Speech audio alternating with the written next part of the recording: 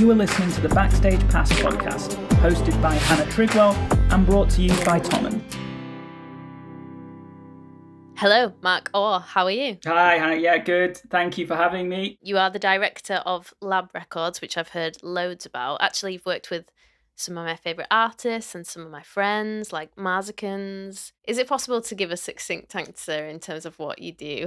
Yeah, I'll try. Honestly, just a record label in the traditional sense, a throwback in some ways to I suppose the glory days, 60s and 70s. We're in the master business. We are licensing music from artists. We had our moment where we tried to be a management company and a publishing company, but just about 3 or 4 years ago decided that what we were passionate about, where we were really having any success, the only part of the business that was really making any money was the label. And so the stars aligned. We did our last distribution deal with ADA at that point, and decided we were going to 100% focus on the label. In terms of that job description, it's really, without using too many cliches, just about partnering with artists and their teams, and I am using cliches now, but amplifying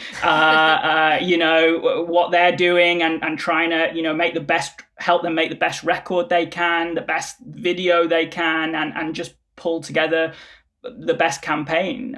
Because obviously, as you know, there's 1,000 different ways that artists can release music at this point. So we have to make our case. It's not as easy as it was, and we have to make our case for partnering with an indie. Yeah, that is a very good answer. So I'm going to ask you some quick fire questions so that we can really get to know you. Let's do it. Are you ready? Yes, come on. Singles or albums? Albums. Live streamed shows or virtual reality gigs? I don't know if I've seen a virtual reality gig, live stream, I guess, but maybe virtual reality in time. I've only seen one, and it was very strange. Yeah. But it was very immersive, and I think I would experience it again. But I think it's quite an alternative thing. I feel like in 10 years, that's going to be it. Every show is going to be in your front room. I don't know if I'm happy or sad about that, but let's do live stream for now. Pop or punk? Can't have both.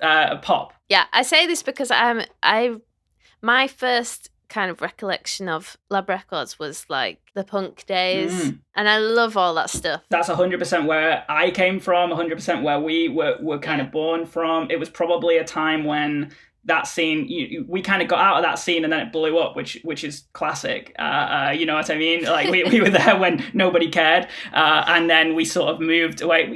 Tastes change. I got older, you know what I mean? And so all the artists did, and even a lot of those artists, I'm sure you could go through a ton of them from 2007 to 2011 who ended up making records that sounded wildly different, and we released some of them. But I think that's where we came from. And I still, would listen very fondly to records from that time. We still maybe dip our toe in that world on occasion as well. I will always have fond memories of that time. What happens though, like day to day for you?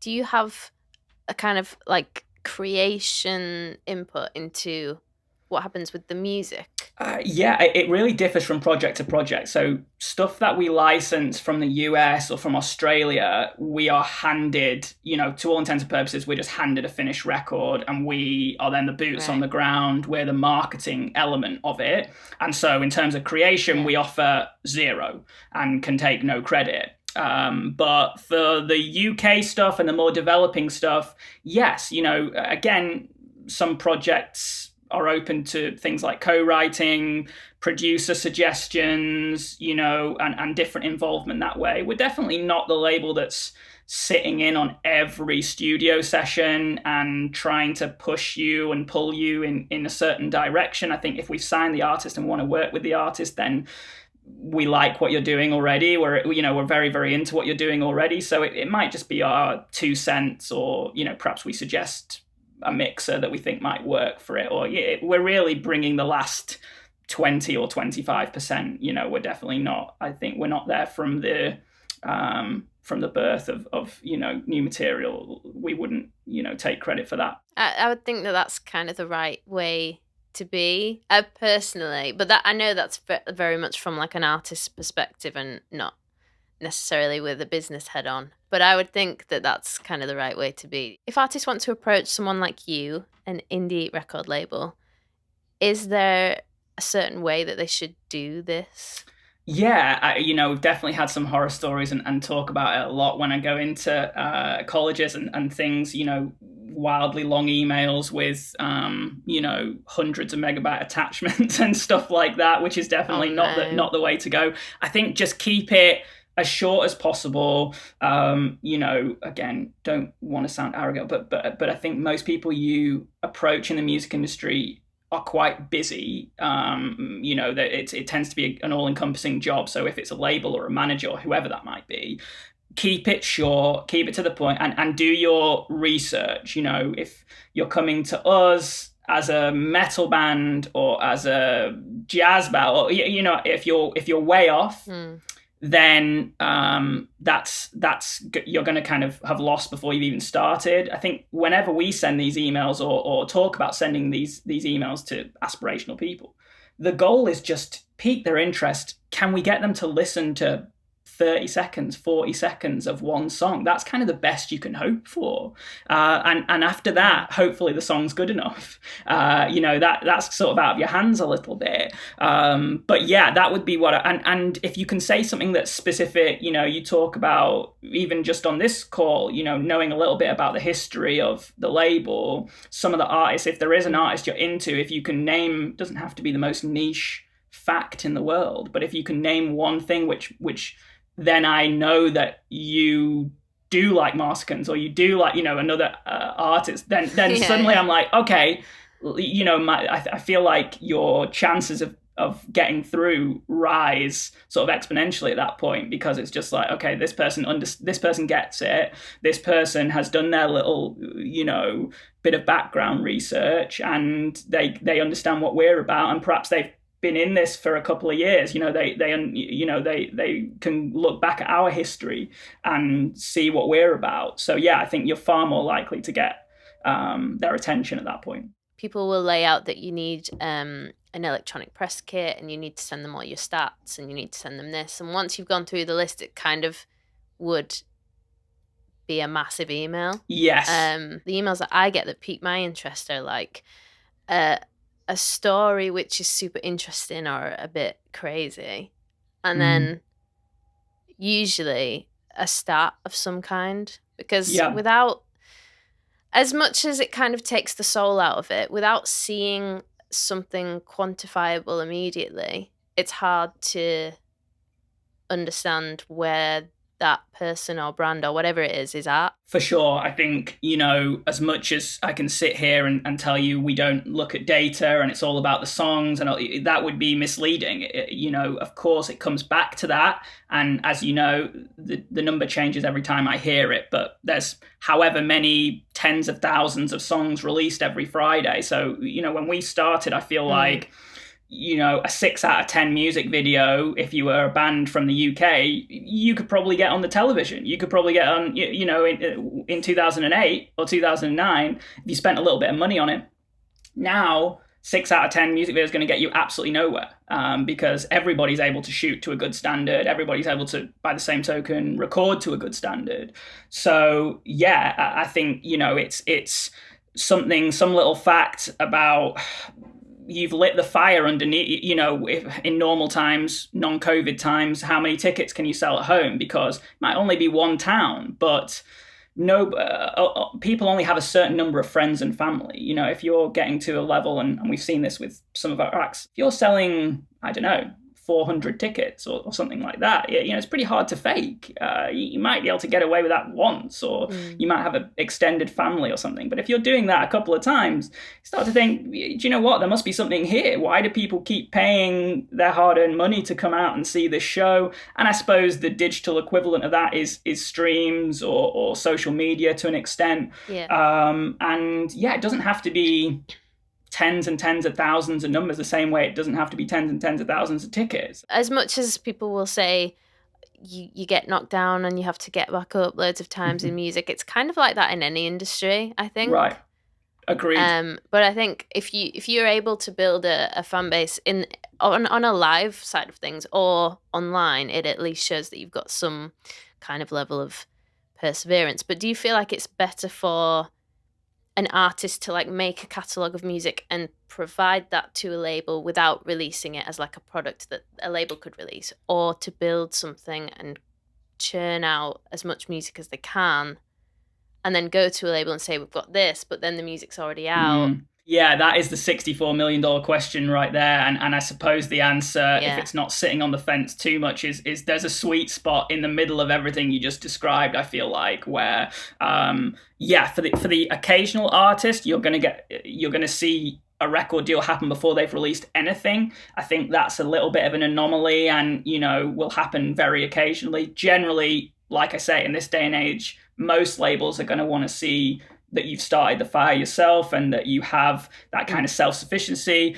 For us, I suppose if I was quantifying it, the sweet spot is 4 or 5 songs in the world that you have self-released and have achieved, a modest amount of success, I suppose. That can be different for different people, but that has captured the attention of, be it press or fan base or what have you, and that, you're not so far along that it feels like it's too far gone, but you aren't so green. You have these songs that are in the world. Hopefully you have a little bank of, I don't know, the same number again, 4 or 5 again, that are just in your back pocket, unreleased to the world, that you can then show to us or show to other people in the industry. And that to me feels like, because from there you could build out the next 12 months or the next 18 months as a plan. And that would be the dream scenario. It doesn't often happen like that. It doesn't often work out like that. But if I could pick my blue sky perfect artist, that would be their situation. Sometimes I wonder, for artists who already have loads of music out already, is that something that would put off a label from working with them? Perhaps in sort of contrast to what I just said, I think that maybe 5 years ago, that, being candid, that perhaps was a thing. But in the age of streaming, you can create, this situation and audience and, quite frankly, revenues that becomes undeniable. And it doesn't matter, it can be then attractive to a company that you have this catalogue.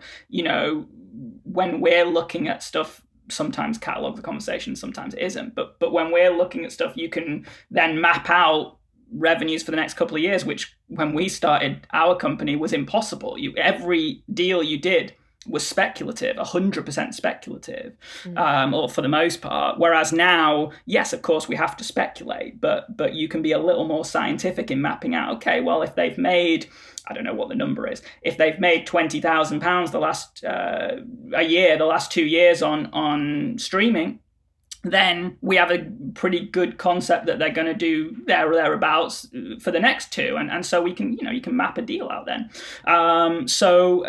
That's it's an interesting kind of point, but I think streaming has opened up just infinite possibilities. But the flip side is that artists therefore then have a business when they're at that stage, and so perhaps the question comes on to us, why would we sign that deal? You know what I mean? Like, they can kind of flip it around. Like, I'm perhaps you're going through label services, AWOL, perhaps you're going through TuneCore or Ditto or something like that. And, we then have to make our case for why we would be worthy of, a percentage of what you're making. Do you see what I'm saying? Because artists might be making 100% today of their royalties. So, same conversation for a manager. Why would I give away 20% of everything I made? What value are you adding? Speaking of good music, what is your track of the week? Oh, wow. You should have prepped me for that. At the moment, it's like, I don't know whether to pick. It's so hard for you, actually, as a director of a... Yeah, it's like picking, I need to go outside of our lot, otherwise that's too self-promotion-y.